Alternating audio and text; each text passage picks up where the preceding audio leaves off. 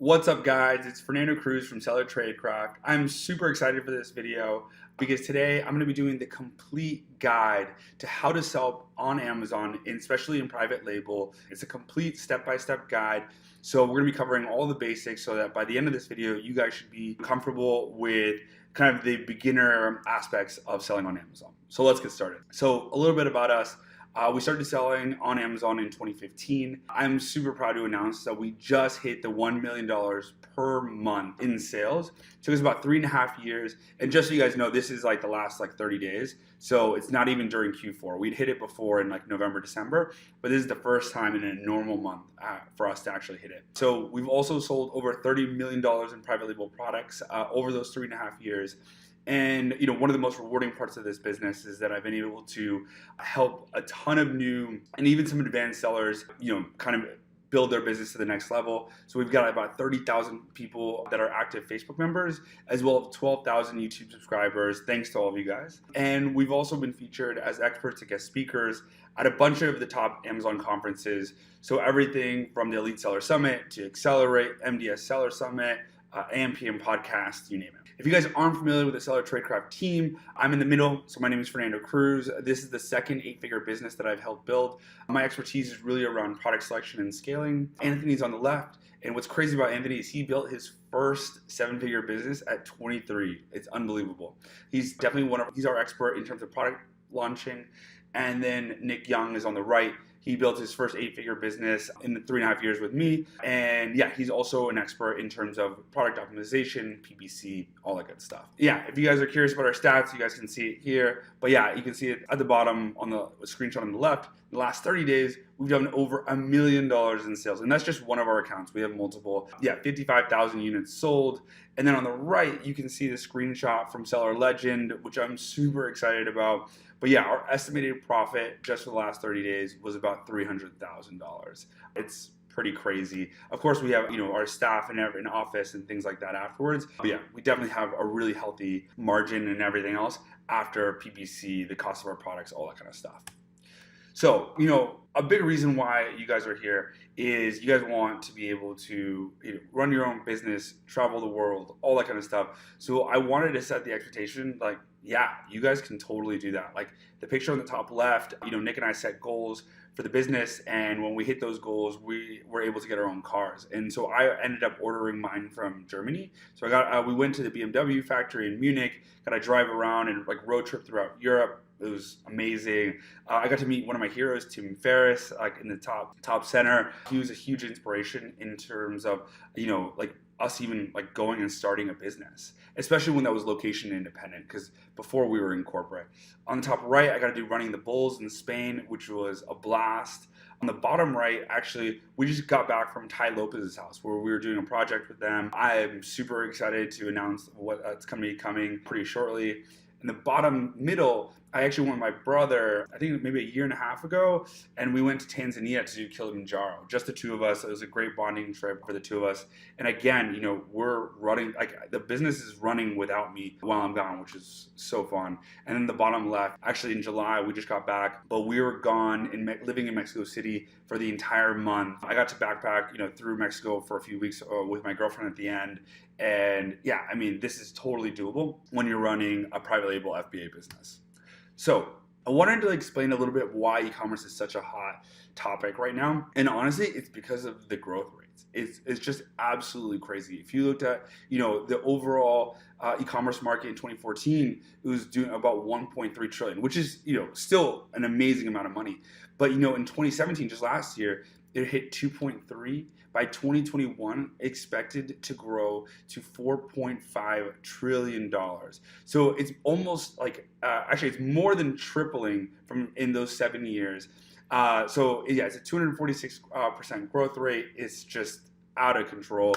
And then yeah, in terms of, there's still a really low market penetration. So only 9% of all retail sales in the US is currently e-commerce, and it's supposed to grow by 15% every single year. So it's still a great time to come in. There's still more and more people, signing up for Amazon Prime every single day. So it's a really, really exciting time.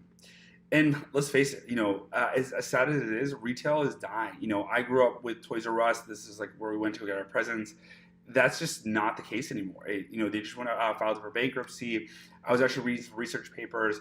Apparently, there was about 4,000 stores that have closed as of maybe a few weeks ago, just this year, and only 2,000 have opened. And I'm sure you can figure it out, but they're not the same chains. There's specific stores like Dollar General that are doing really, really well, and they're opening stores, while these other ones, kind of like Toys R Us and whatever Kohl's, like those are ones not doing so well. So why Amazon? So it's one of the largest e-commerce companies in the world. It represents about 50% of all online transactions for the US. That's psycho. So 1 out of 2 transactions. They got over 100 million Prime members and 310 million active customers worldwide. They're at least 10 years ahead of every other online marketplace or e-commerce company. They've invested a ton in their infrastructure, which they were heavily criticized for a long time, but it was the most genius move because the Fulfillment by Amazon program basically allows pretty much any product, unless it's super massive, to get delivered in 2 days. And basically what they did was they trained every single Prime member to expect 2-day shipping. And so it's really, really hard for other companies to compete because they don't have that same infrastructure. And it's expected by 2022 that Amazon will represent 9% of all retail sales, both online and offline, just Amazon alone. That's crazy. So yeah, they've got 13 countries that they're expanding to. So it's a great, great time. For sure the US is a little bit more competitive, but they have Japan now, they have Mexico, Canada, the EU, you name it. There's just so much opportunity on Amazon right now. So I want to go through this quickly. I already mentioned there's 100 million Prime members, which is crazy. But when you think about it, just to give you guys a little bit of perspective, so Amazon is also the new Google for product search, and that's amazing. So about 50% of online searches when you're looking for a product happen on Amazon. And so when you're searching on Amazon, you also have buying intent. So that's why the conversion rates are so high relative to other platforms. On top of that, a lot of people expect, and I did too, so don't feel bad, is that Amazon actually sells all the products, which is not true. About 50% is actually sold by third-party marketplace sellers, just like you and me. And then, so a lot of people are like, okay, well, those third-party marketplace sellers, they're probably huge, massive companies. And that's actually also not true, because there's regular people selling from their home or traveling the world selling from their laptop. But there's over 140,000 sellers now that surpassed $100,000 in sales just last year. So let me repeat that. So 140,000 people, just normal sellers, have surpassed $100,000 in sales just on Amazon alone. So that's if you're not selling on eBay, Walmart, your own website, whatever.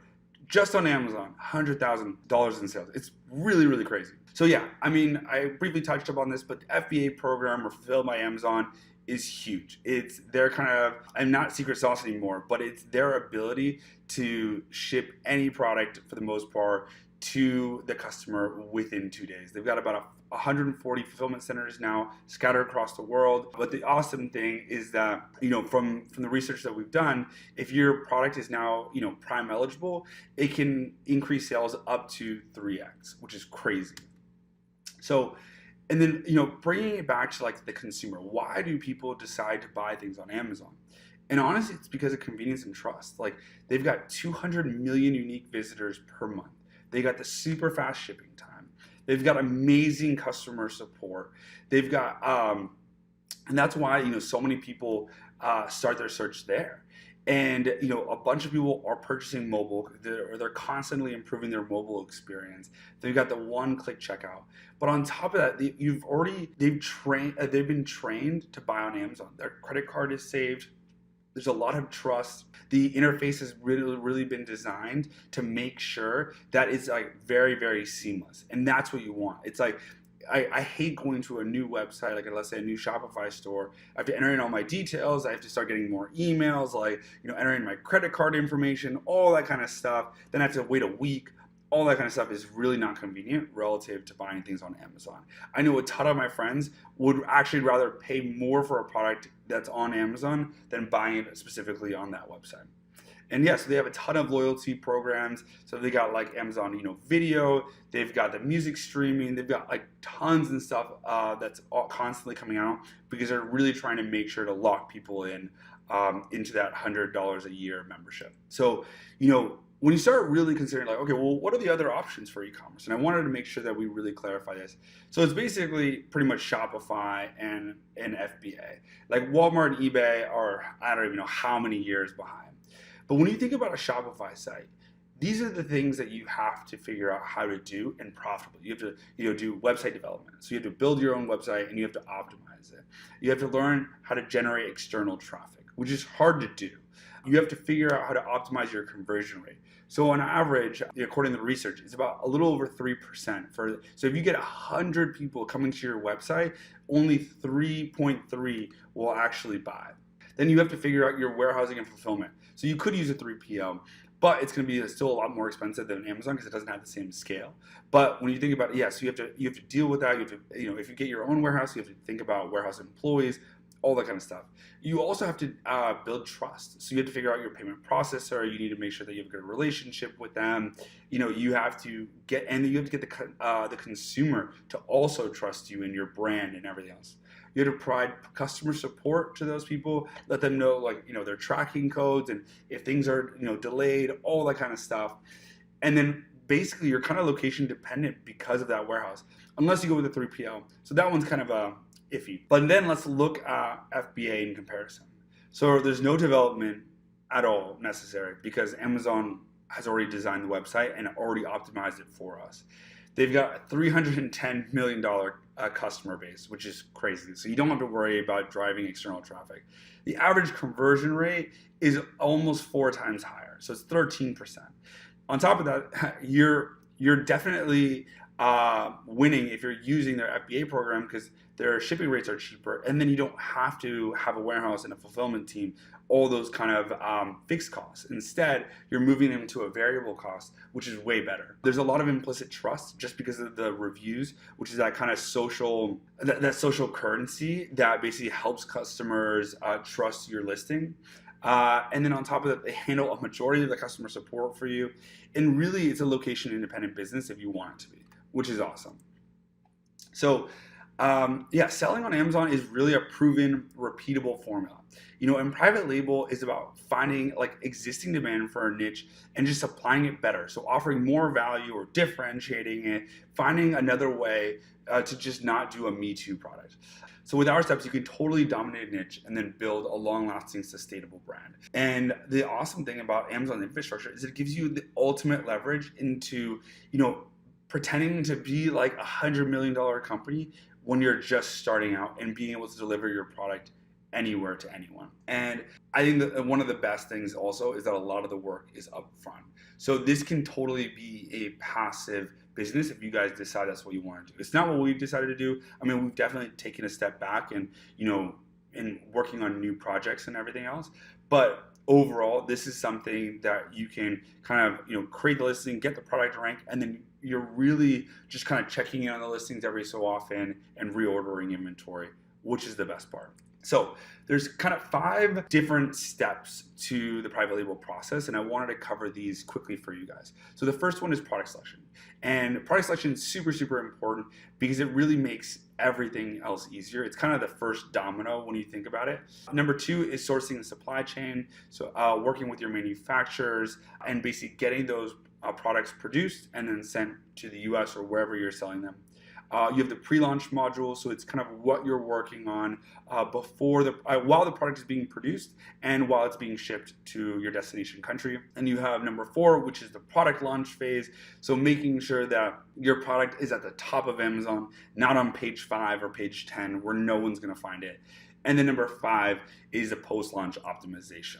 So basically everything that you have to do after it's been launched just to make sure that you stay relevant, you stay on top of it, and you continue getting those passive sales. So product selection. So I wanted to start off with this slide because I think it's super, super important. And I want to make sure that everyone else is on the same page. So forget about revenue. It's a vanity metric. That's where everyone starts and everyone talks about.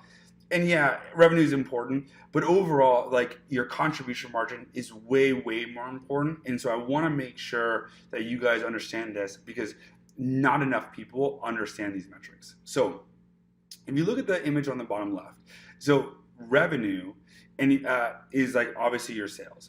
If you subtract out all the variable costs, then you're going to be left with your fixed costs and your profit. And that's basically your contribution margin. And so you might be asking, okay, well, what's a variable cost? A variable cost is anything that it only happens every time you do a sale. So like, the cost of the product, like you only report that on your income statement every time you have a sale. Or, shipping from Amazon's FBA program to the customer, that only happens every time you have a sale. So those are all the variable costs. And then the example on the right is hopefully helpful for you guys in terms of getting like a bigger picture of like how these margins work. So let's say the product cost is $100. So in terms of the sale price. So that's how much we're selling it for. And then our cost of goods landed, so COGL, is let's say $24. So that means the cost of the product plus getting it shipped to the US for this example would be a total of $24. The referral fees is a cost that we pay to Amazon for having the transaction happen on their marketplace. Covers their credit card fees, their marketing, whatever. It's obviously a huge profit driver for them. For most categories, it's 15%, so we're going to use that as a default. So it's $15 on the $100 item. The FBA fees, again, is the shipping from the FBA's program to the end customer, so you're never having to see it. That's $13.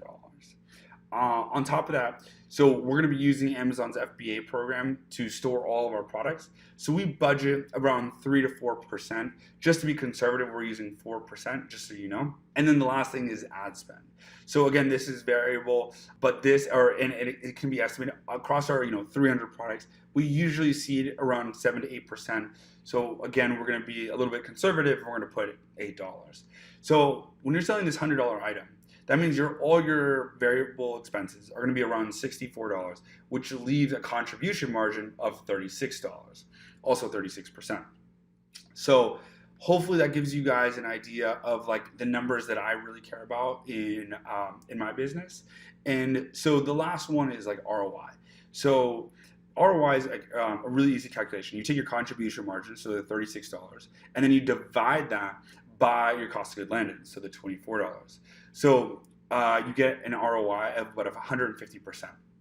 So for us, when we're looking at products, we will not do a product that's below 150% ROI.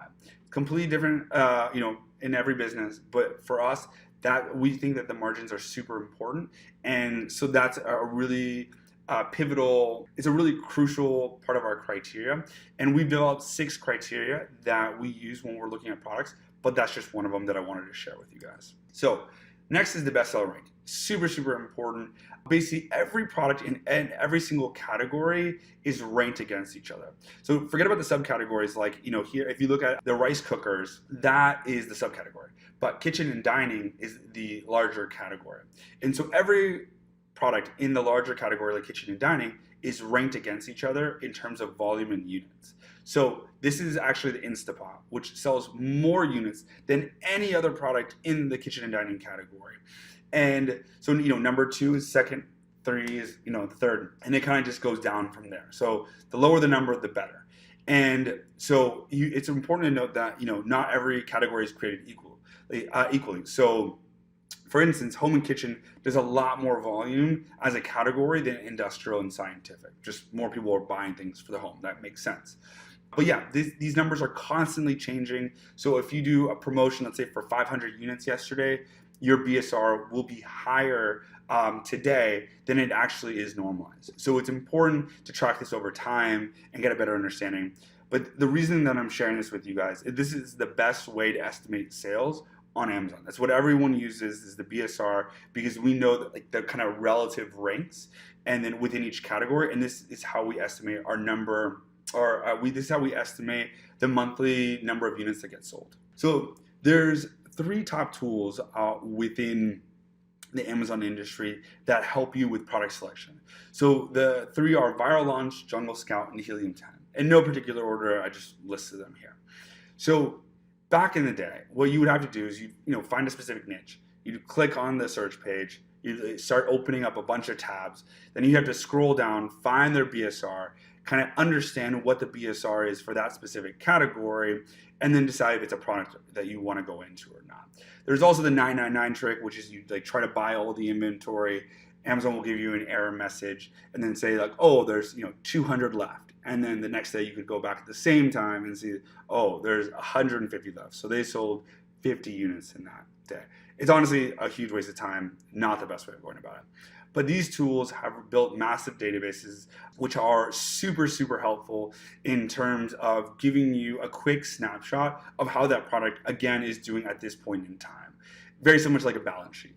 So you can basically export, and the awesome thing is that it brings everything into a super easy to view screen. So I can see all the average, price points. I can see the monthly sales. I can see all of, like how many reviews they all have. I can see and there's a lot of other criteria too, like, who's shipping the product. Is it, vendor central? Is it seller central? What's the review rating? What's the weight? Sales to review ratio. There's a ton of stuff. But this makes it super, super easy to pull that information for you. You can export it, you can, and then you can filter it. You can do whatever you want. But yeah, it's huge in terms of saving you time, which is really, really important. Jungle Scout, from my understanding, is the cheapest. It's like a one-time payment, which is cool. Helium 10 is also great because it comes with like a whole suite of tools. That's important to know. But overall, these are my 3 favorite tools for this. So let's go into some of the categories. So I call these the headache category. These ones are a lot tougher to get into just because they're higher volume, and then that means that the sellers that end up going there are usually more sophisticated. So I would not really recommend this for probably your first or second product, but after that, it's fair game. I think it's totally worth going into. So supplements, health and personal care, obviously these are like super high volume, so really competitive. Cell phone accessories, electronics, I also include here, specifically because it's really competitive, but on top of that, there's a lot of moving pieces. You can have high return rates or high defect rates, which is really scary if you don't know what you're doing. And then beauty and topicals. There's a lot of restrictions around that kind of stuff. So I like to tell people, look where other people are not. So do the categories that are not as sexy and not as, I hear a ton of people say like, oh, just walk around your home and look at what items you have and think about selling one of those. And I feel like that's honestly kind of terrible advice because everyone's kind of doing that. And so you're going to get the same results. Those same niches are going to get, really saturated. Like frying pans are overdone, and that's an easy product to find at home. But so I like to think a little bit more outside of the box. So industrial and scientific or office products or pet. Not everybody has a pet. Not everybody has a baby. So like those products are not necessarily immediately top of mind for everyone. And so a more limited amount of sellers are going to go after those. So those are some like kind of in descending order, those are kind of my favorite categories. So there's also a few categories that require ungating. So I thought I'd kind of highlight those for you, but they're grocery, health and personal care, and beauty. This list does change often. So I included this link below so that you guys can get the most updated list from Amazon. It's not that huge of a deal. You can pay about $300 for some ungating service to open up your account. But just so you know, it does require proof of purchase and invoices. And so, yeah, it's just an extra step. But in a way that is good because it's another barrier to entry. So retail price. So we go after $15 to $50 price points. And just so you guys know, this is the second criteria of my 6. And there's a few reasons for that. I like products that are in the impulse purchase range. So, less than, let's say, $50. And that's why the ceiling is at $50. Above that, $100, $200 items, like they're going to do a lot more research. They're going to try to figure out if you're a brand. And, it's a more material purchase for a lot of people. But I cut it off at $15 on the floor. And there's a bunch of reasons why. Is that you need to have enough margin, which we covered earlier, in case, other people come in and then there's margin compression because people, want to be at the top, so they start lowering their price, which is, what we call margin compression. So if you start at $15, you get a little bit of wiggle room to maybe $12 before you decide to discontinue the product. There's also, it gives you room for PPC, it gives you room for giveaways, and for all those reasons, this is the range of retail price that we prefer. So this is a funny product to me. This was actually recommended as like the perfect product by a bunch of gurus when we first started. And because it fit a lot of these criteria, it's kind of light, small, it fits in a shoebox, it's not breakable. And so it ended up being one of the first few products that we ended up launching, and it was the worst. It was a terrible experience. And there's a bunch of reasons why. Like one, there's a ton of different comparables. You can use like a dish towel. You can use like a bunch of other stuff in lieu of these silicone gloves. But on top of that, everyone's got the same thing. Yeah, they have different colors, but it's basically the same product. And then on top of that, they've got hundreds, if not thousands of reviews. Like Amazon's coming in here at $3.26. Like, how are you going to compete with that? And so overall, I think what, a lot of gurus like are kind of explaining in terms of how they choose products, it's really not good advice. And so a lot of the time they're going to say like, oh yeah, well, all you have to do is kind of just blast to the top, just do a 90% giveaway, blast 1,000 units in one day, and then you'll be at the top and you'll make a ton of money. And honestly, that's terrible advice. It's super expensive to do. And let me cover this. So there's 3 reasons why that's honestly just terrible. Number 1 is that you're basically gambling, because like what happens if for whatever reason you don't land on the top of page 1? Like, yeah, you might, but it's just really not worth it. You're spending so much money in terms of like the cost of the promotion, like the FBA fees and like, the referral fees and the cost of the product. It's just a huge investment, especially for someone starting out. Number 2 is that it requires a ton of inventory to be able to do that giveaway. So you're not really testing that first product. That means you're kind of going a lot bigger the first time before you even know if it's going to sell well. And then number 3, yeah, like I mentioned, is you're going to lose a ton of money on that giveaway. And yeah, overall, if you're just starting out, I really do not recommend doing that as your first product. There's countless ad stories where I see people, they end up having to liquidate a ton of inventory. They're kind of like, they're stuck. They're probably going to give up selling on Amazon afterwards. And so I really, really recommend not going that approach. And so I wanted to share with you guys some better products that I think are much more feasible and a way better opportunity for you guys just starting out. So this screen printing frame. So I'm honestly surprised I'm sharing this because honestly I would do this product in our own business, but it's a really good example and I figured I would just share it. And so there's a bunch of reasons why I love this product. So number 1 is that no one thinks to sell this product unless you're like in the screen printing business or like you're really into DIY kind of stuff. Like it's not something that most people have laying around their house, but it still has great volume. Number 2 is that it doesn't fit into a shoebox. So for all the people that listen to everyone else out there that's looking for these like really tiny, high price point items, like they're not going to want to do this product because they're like, oh, it's too big. So way less people are going to do it. You're going to face way less margin compression in the long run. And number 3 is this product is actually made in the US. And let's face it, like it's more expensive to produce things in the United States. So I know that I can definitely improve the margins a lot by buying this in China. Here's a Jungle Scout export or screenshot of this category. And look at this. So the first listing, Speedball, which is a brand, is doing about 27,000 with 264 reviews. Pretty good. But next is Jacquard. They're doing $20,000 in revenue with only 35 reviews. Skip down one, and then the next one is a 6-pack of these guys, 11,000 with 8 reviews. It's crazy. Like this is the kind of niche that I love. Like the average number of reviews is really low. The competition isn't that sophisticated. Overall, it's a great category. And so this is kind of the stuff that we look for when we're doing product selection. And I wanted to cover over bundling and that concept just to make sure that you guys are aware of it. So bundling is pretty self-explanatory. You bundle it with a complementary product. It increases the perceived value, which is really important. It makes it harder to replicate, which is cool. You're less likely to get margin compression just because less people are going to be willing to find those 2 products and put them together. But overall, it's like lowering your FBA fees as a percentage usually, because if you're shipping 2 items separately, then you're having to pay the FBA fees, the pick and pack fees and stuff like that separately.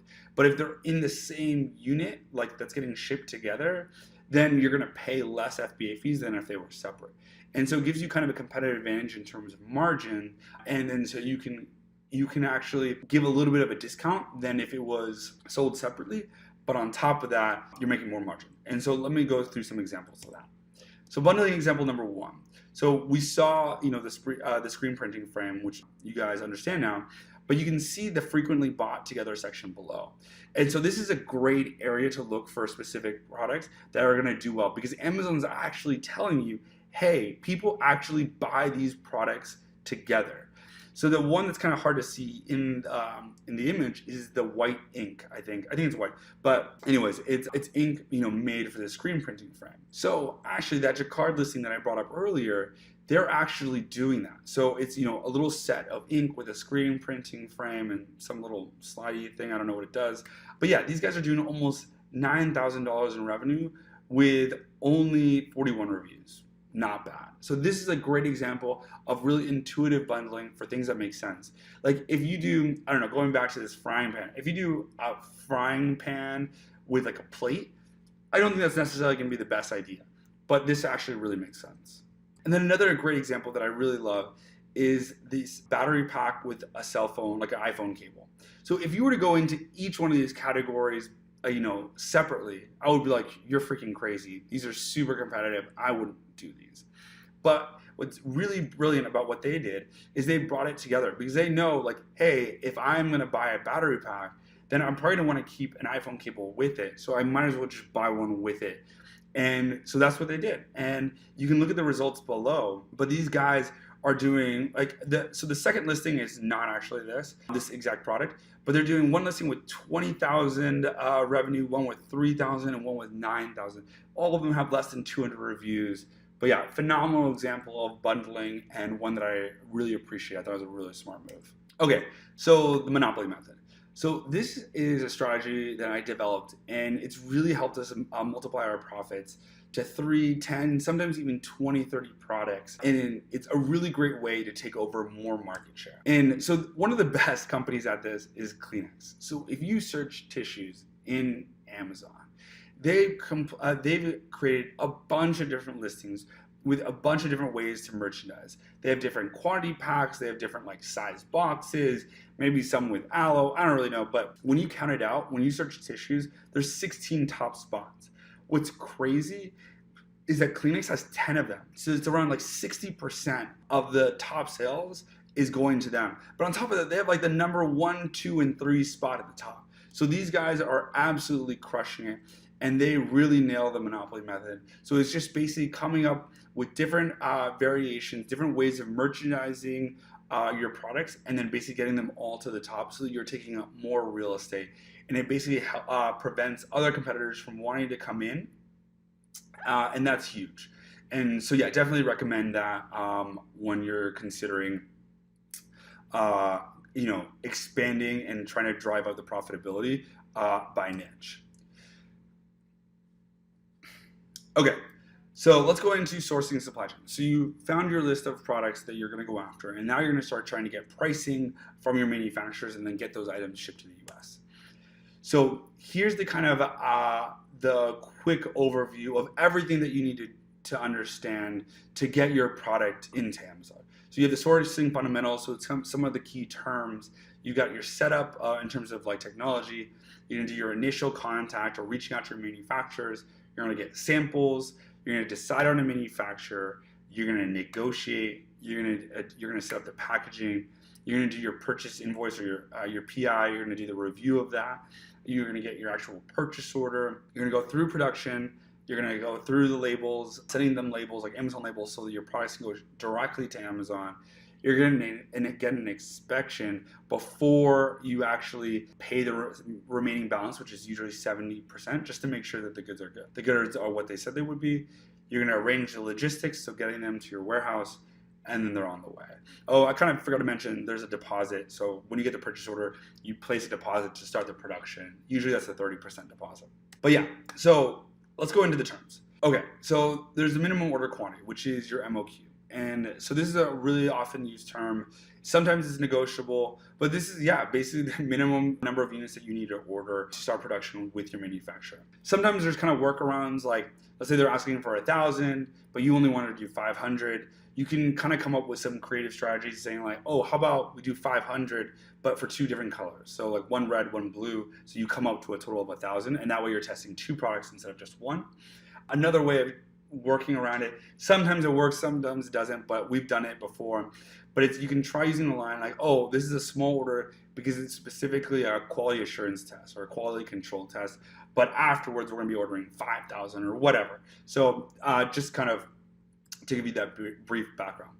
Next is the lead time. So this one's pretty self-explanatory also, but it's just the lead time between the initiation, so when you place a deposit, to when the goods are finished. And so things to to mention is like sometimes they'll say 30 days, but does that mean calendar days or does that mean working days? And if they mean working days, like how many days a week do they work? Some factories will work 5 days, 6 days, or even 7 days a week. So it's important just to get that kind of understanding. And then another pro tip is that you should really be careful because lead times can extend around the Chinese holidays, Q4, or any busy season, like seasonal time. Like if they're doing, let's say, swimsuits leading up to summer is probably going to be kind of crazy. So it definitely can be extended. So you make sure to plan ahead. And then so Alibaba. So Alibaba is where we go to find all of our manufacturers. Basically, it's a huge directory of factories, a lot in China, but even some now outside. And so some of the things that we're going to be looking for is gold suppliers, which means it's kind of like our Better Business Bureau, but it means that they have a stamp of approval from Alibaba, and they pay a yearly fee to basically maintain that. It's about $2,000 a year, I think. We're looking for factories that have transaction history, so they're actually getting deals done. And then the third thing you want to like kind of have a better understanding is, the difference between a trading company and a manufacturer. So a manufacturer, makes their own products, pretty self-explanatory. Trading company is kind of a broker that represents a ton of different manufacturers, and they're just trying to, kind of wheel and deal. They're gonna reach out to maybe 3 different manufacturers based on the product that you're looking for. They're gonna find the best price. They're gonna mark it up some, or get paid by the manufacturer some, and then resell it to you at a little bit higher cost. So often when you're looking at the names of the companies, you're gonna see like trade or trading in there, just so you know. So again, these are some examples. Like if it were me, I would like the one at the top of the best. It's got 9 years, so it's been on Alibaba for a long time. But they've got $150,000 in transactions through the platform, which is important. I'm sure way more off the platform. They've got a high response rate, all that kind of stuff, which is probably why they're showing them at the top. Then next is the 14-year one, which has a lot less transactions. The response rate is a little bit slower. And there's the last one. It's only been on there for 1 year, doesn't have as many transactions, all that kind of stuff. So communication tips. So this one's a big one. So if you start reaching out to manufacturers, you're going to get completely bombarded with messages. There's just no question about it. So I usually recommend setting up a different Gmail, or you can use any email service that you prefer. But Gmail, I really love. There's cool label features and all that kind of stuff, which makes it really easy. But use that when you're reaching out, when you're signing up for your Alibaba, so that way your work email or your personal email is not getting just bombarded with these messages. I'm also going to recommend that you guys download WeChat and Skype. Those are the most commonly used communication platforms. If you're trying to move fast, WeChat is the best. Like everybody in China has it because it's kind of like an all-in-one app for China, like everything that you would need. So it's going to go directly to their phone like a text message would. So it's a really great messenger app. Skype is a little bit hit or miss, like their response rate is not as quick, but again, it's a great way to get in touch, and it seems to be better than email. You can just chat and get things done way faster. So when you're doing an initial request, you want to be as detailed as possible. So make sure you're including every little criteria or aspect of the product so that you can reduce the back and forth. So, material, the dimensions, the weight that you're looking for, packaging or the type of packaging, you want color packaging or just a brown box, the quantity, colors, all of that kind of stuff. Make sure to include that in the initial outreach. Because again, there's a lot of language barrier. You're having to messaging these people during our evenings usually. So you want to try to minimize that back and forth and be super, super detailed. So sample costs. This one I get asked all the time. So I want to just create its own slide just to make sure to emphasize this. Sample costs are totally normal. They usually, for cheaper products, will not charge you for the actual product, but most of the cost is actually due to the express shipping to us. So I usually expect it to be around $30 to $60. We'll pay up to $200, but usually we prefer it to be in the $30 to $60 range. But if you're getting something a little bit more complicated, I would definitely expect the sample cost to be a little bit more expensive, especially if you're asking for a custom sample. So we usually don't, but it's completely up to you. So here's some tips that I wanted to include to hopefully help you guys. So number one is you should ask for a photo or a video. Video is better of the sample before you actually send it. And so in the beginning, we were not doing this. And then all the time we would get completely the wrong product. The manufacturer thought it was the same, or they were just trying to get the sale. And so we'd end up paying all these shipping fees or sample costs for products that if we had just gotten a picture of, we know we wouldn't have done. And so that's super, super important. get those photos and videos approved before you send them payment for the sample. And then if there's different versions that you're looking at, then make sure that they include them all in the first shipment, so to save you time and money, because again, the freight is the bigger component of the cost. I'll also ask for sample packaging and a catalog to be included just to have for our reference. And then lastly is make sure to save the tracking numbers in case they don't include a business card. You don't need to save them if they do include the business card, but surprisingly, a lot of the time they don't. And then our little method just to help you is we'll take the business card to the sample so that we have it kind of organized. And then, like a pro tip, it's actually telling them to include the business card with the sample because it just ends up being a lot more clear. So payments. So this one, there's a ton of different options. So I wanted to kind of go over these quickly with you guys. So PayPal is usually what we'll use for small samples. We usually do not use it for the larger transactions because they don't want to take the PayPal fees. Wire transfers are usually the best way to get the actual productions started or finished, so the balance and deposits. We personally use Comerica. We have a treasury management service which allows us to send unlimited wires. It costs us $20 and then it's $26 per wire. But the nice thing is we get a little token so we can do it from anywhere. Before, in the beginning, I was actually going to the bank each time and then wiring it, which was a huge waste of time. I do know Chase has some different programs out there with 2 or 4 free wires, so it's definitely worth looking into. Wells Fargo has a similar program to Comerica, but there was other things that were kind of annoying about them, so we switched to Comerica. Alibaba Trade Insurance is cool. It's kind of like a verified payment service through the platform, so that you can sleep a little bit better at night, just knowing that if something were to go wrong and you were to, let's say, get cheated by your supplier for whatever reason, then they can intervene and kind of have that money in escrow. And overall, I should just make a quick disclaimer. We've only had problems a handful of times out of the 300 different products that we've launched. So overall, I feel like we've had a really, really good experience working with China. There's for sure cultural barriers, but overall, we've had a really good experience. And the last one is Veeam. So Veeam is a new one that I really love. It's worked really, really well for us. And basically they use kind of some crypto stuff to send the payments for really cheap. But basically if you're sending something to overseas and they accept in US dollars, you pay nothing, but they pay a $20 transaction fee. So it's great for us. We were paying, I don't know, maybe $1,500 before a month in wire fees, which went down pretty much to zero since we started using Veeam. It's another great way to pay your contractors. So if you guys start building out your teams, it's also used for that as well. So inspections. So now you have your products produced, they're about to be finished. And so now you want to hire an inspection company to kind of come in and make sure that the quality is good, that the manufacturer made the product that they said they would. And this is huge, guys. This costs maybe $100 per person per day. They'll usually do about 150 samples in that day. They'll just choose randomly and then inspect them. I cannot emphasize this enough. You need to do this because you can actually get the product fixed and replaced while it's in China. But once you get it here, you've paid a ton of money in freight, and it's way harder to kind of get the manufacturer to do anything at that point. So I really recommend getting it inspected in China. And that way they're going to take the quality seriously. If they don't pass for whatever reason, they'll replace those units, all that kind of stuff. Some factories, for whatever reason, do not want inspection companies to visit their factories. That's a huge red flag. I would never work with a company like that.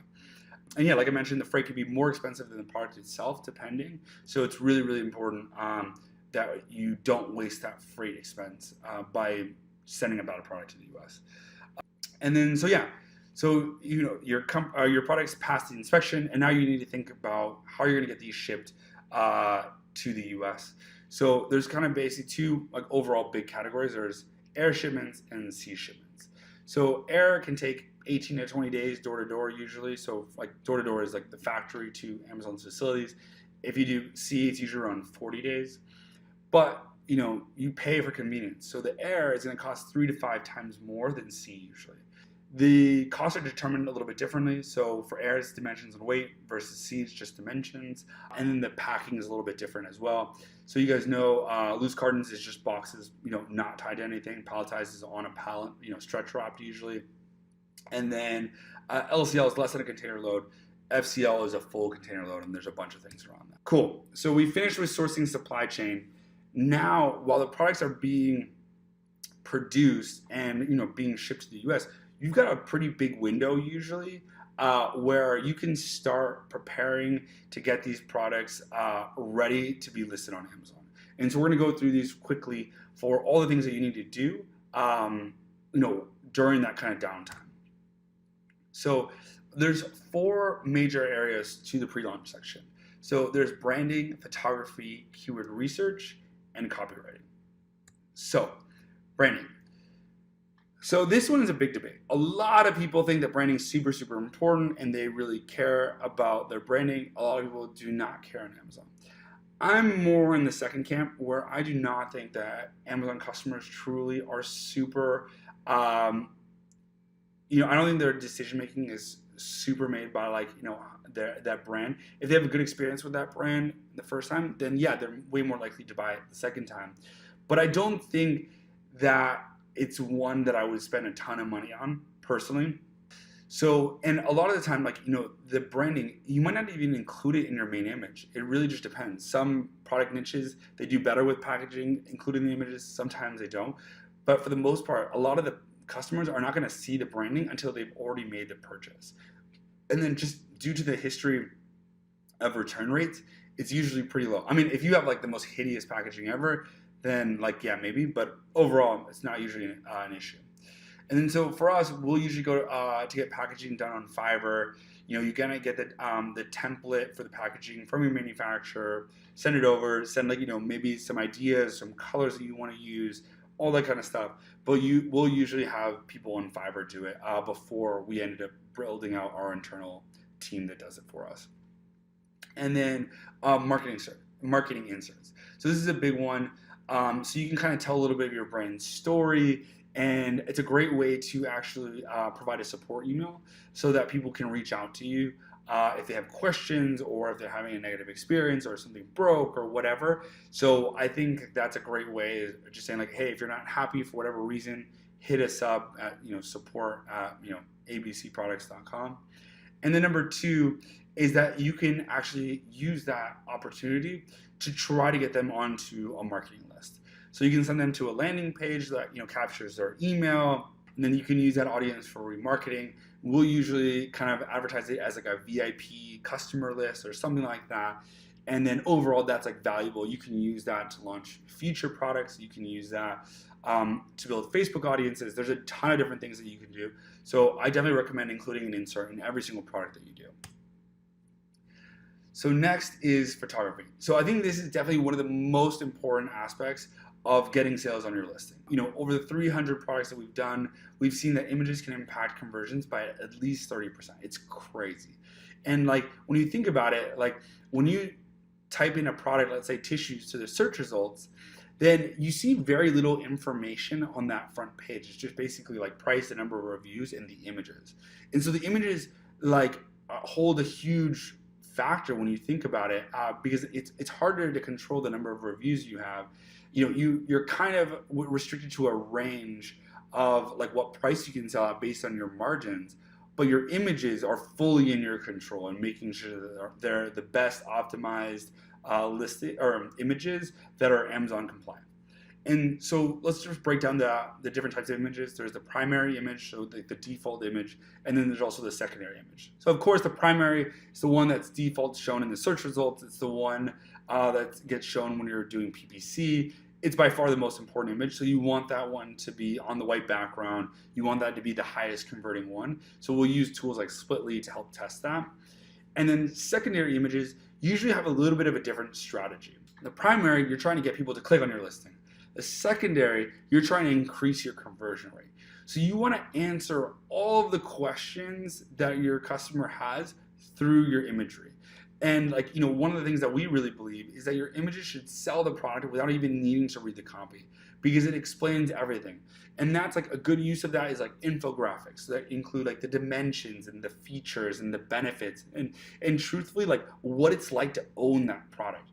You can have lifestyle images, which is people actually like, models like using that product and being like, oh, like if I wear these yoga pants, I'm going to look like her, that kind of stuff. That's kind of ridiculous. But yeah, that's what you want to do with your images. So here's some of the examples of the primary images that we wanted to show you guys, and you can see how they kind of stand out. Like the sponsored one on the top left, like it's not really that exciting. Like the 1 quart food grade, like safe round container, it's not that cool. But like I think the one on the top right is a lot nicer. It's got food in it. You kind of imagine what it's like to be using that specific product. I really like the green one at the bottom in the second row, because yeah, I mean you can see a bunch of different foods and they just made it really self-explanatory. Like, oh, that looks nice. It's very visually appealing. And so you can see on the right, like on the right half, like the Ziploc one, they're just showing the packaging. Like that's terrible. Like it doesn't like make me want to buy that product anymore. I mean, they're lucky they're a big brand, so that's helpful. But yeah, it's not super appealing. On the right, it's okay. It doesn't really have food. It's not like, you just have black containers. I mean, I understand what the product does, but it doesn't really like help me visualize what it's going to be like when I own that product.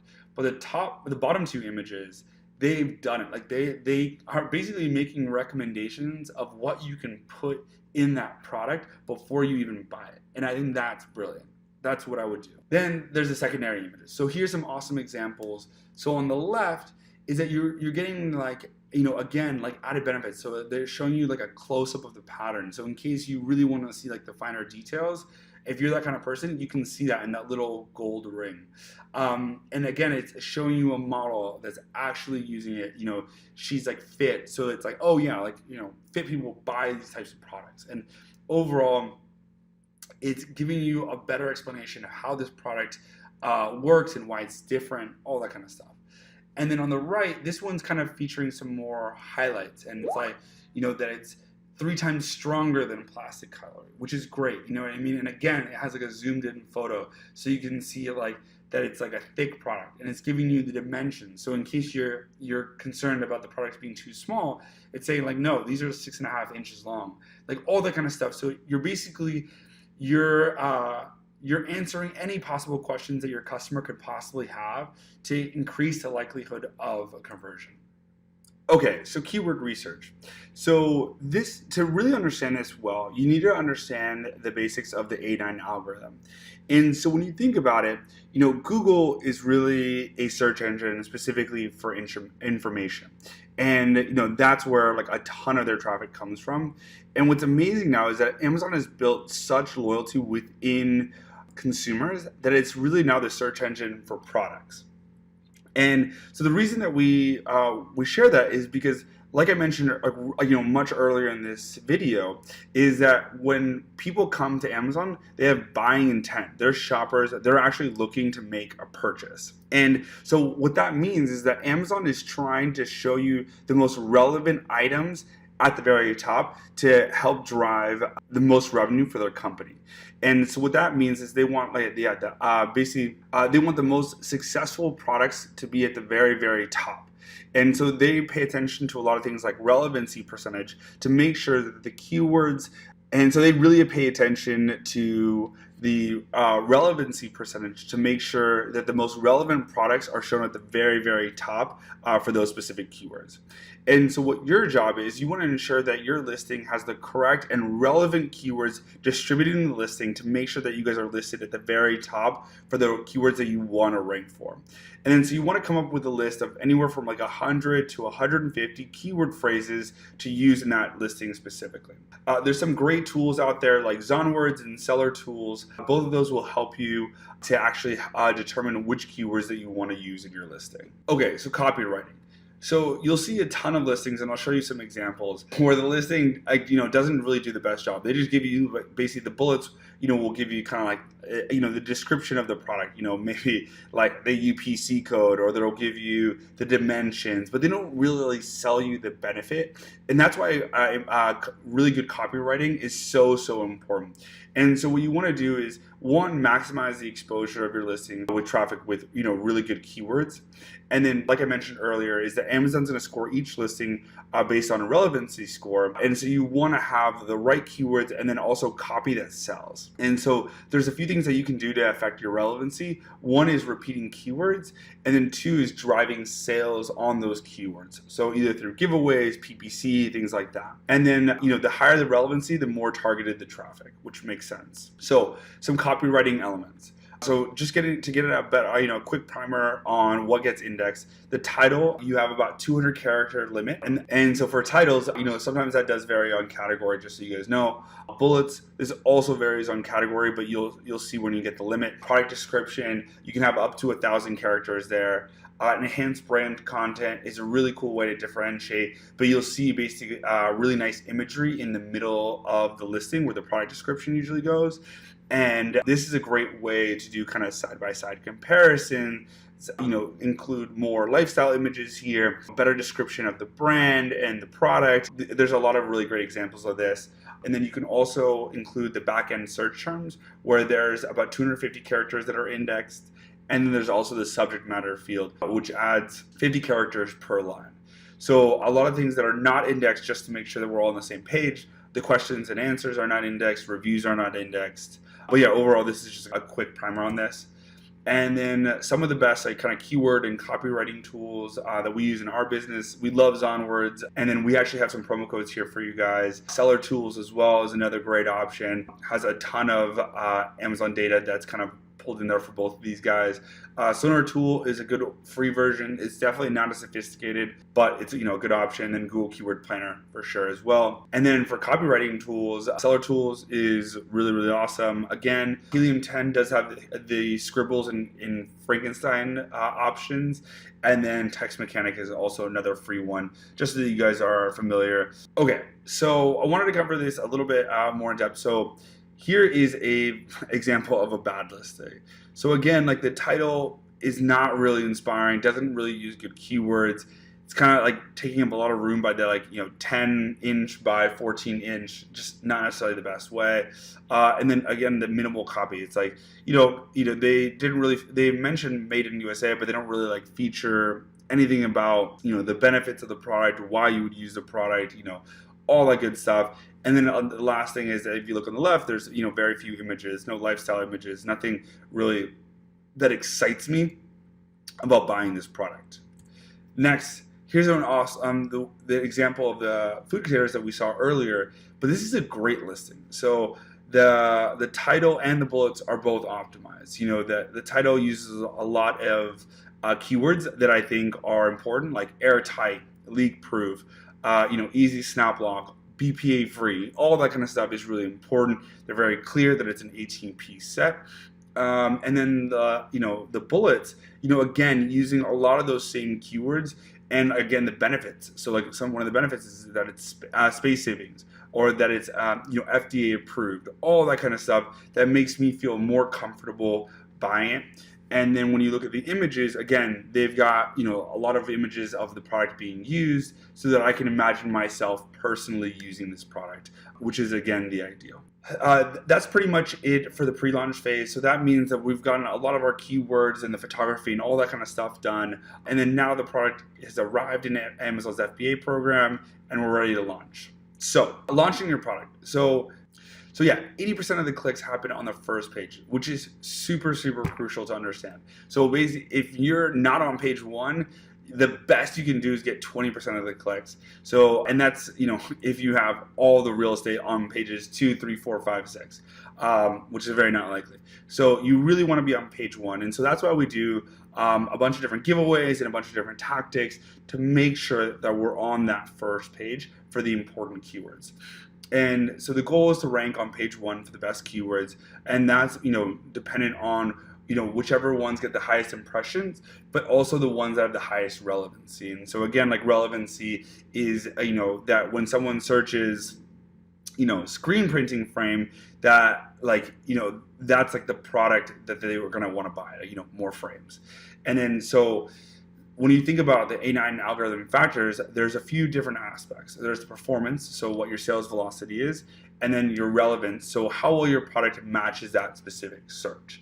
So again, like there's just a lot of different ways that you can think about it. So like kind of going back to the food container example, you could find glass ones, you can find plastic ones, you can find circle ones, you can find square ones, and so there's a lot of different factors that can be included in relevancy. And so Amazon has some crazy robots that figure out how to do that. So ranking your product. So again, going a little bit further into the A9 algorithm, so you're looking at your sales velocity and then your relevance. And then so the best ways to do that are through, like I mentioned, PPC. So every time you get a sale on a keyword through PPC, it gets registered. And then also giveaways. So this can be both full price giveaways and highly discounted giveaways. So some people will do like 90% off discount codes and give a bunch of units away like that way. There's other tools that you can use like Rebate, where you get like a full price giveaway and then you actually refund them afterwards. So those are both strategies to do in terms of product launches. And then there's also super URLs. So this is a cool, really brilliant way that basically kind of mimics a customer searching for a specific product using a keyword. So like, again, going back to the screen printing frame, it kind of gives them a link, and then it basically gives the impression that the customer actually searched screen printing frame, and then it tries to give you credit for that on that specific purchase. So PPC. So this is a fantastic way, again, to drive that initial visibility for listings. And then the great thing is that a lot of the time it's profitable. So you want to bid to rank on page 1 for the most competitive keywords possible. Conversions through PPC increase, again, that sales velocity, which helps you rank. And then understanding like PPC is really, really crucial to maximizing your Amazon success. So I cannot emphasize that enough. It's a huge part of the business. We spend approximately around 70 grand per month on PPC. It ends up being profitable for us and drives us a ton of sales. So, just to give you guys a quick understanding, so you can see at the top, there's kind of the sponsored products. And this is kind of like, what used to be referred to as AMS, but I know they're going through a lot of transition right now and kind of merging it.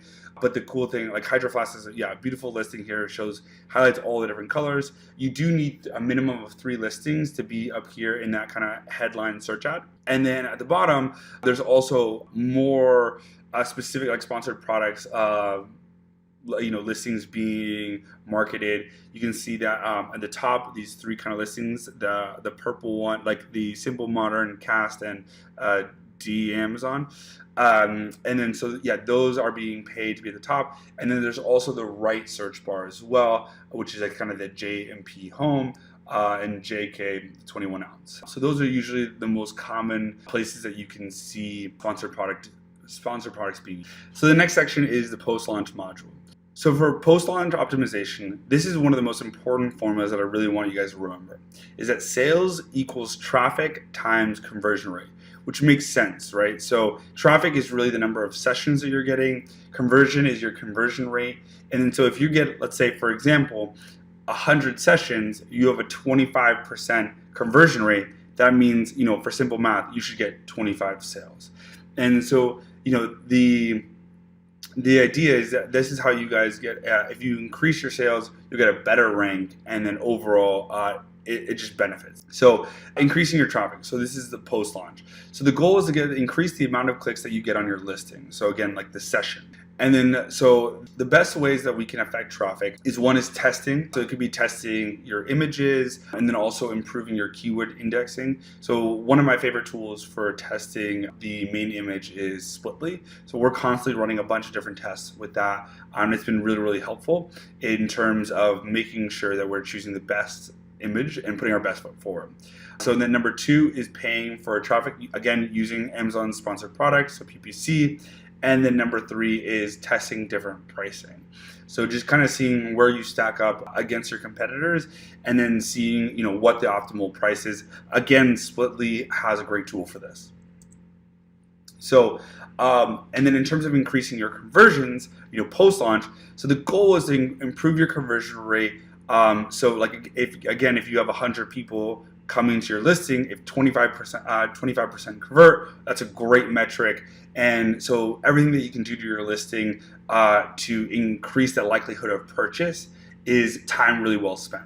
So the target for conversion rate is for at the minimum 13 to 15%. A lot of our listings, like I mentioned, are in the 25 to 30%. But the more competitive the category, most likely the lower your conversion rate is going to be. The more comparables that you have to your listing, also the lower it's going to be.